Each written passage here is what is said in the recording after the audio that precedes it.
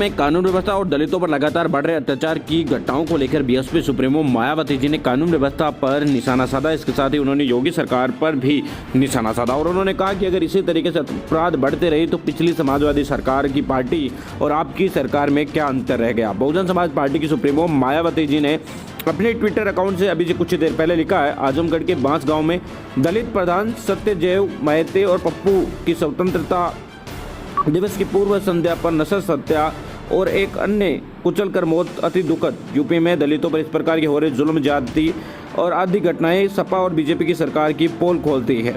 इसके अलावा उन्होंने लिखा है कि उत्तर प्रदेश के लखीमपुर खीरी के पकरिया गांव में दलित नाबालिग के साथ रेप के बाद उसकी नशा हत्या और अति ज़्यादा दुखद और शर्मनाक ऐसी घटनाओं से समाजवादी पार्टी और वर्तमान भारतीय जनता पार्टी की सरकारों में एक साथ क्या अंतर रह गया है। सरकार आजमगढ़ के साथ साथ खीरी के दोषियों के विरुद्ध भी सख्त कार्रवाई करे। बहुजन समाज पार्टी यही आपसे मांग करती है।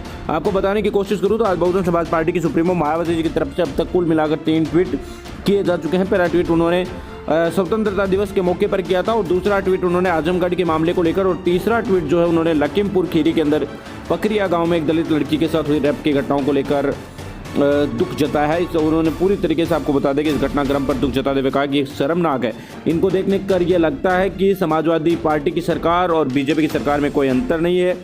लगातार कानून व्यवस्था के मामले में दोनों सरकारें फेल रही है। बहुजन समाज पार्टी की यही मांग है कि इन दोनों मामलों के अंदर सख्त से सख्त कार्रवाई होनी चाहिए। एपी न्यूज़ ब्यूरो रिपोर्ट, नई दिल्ली।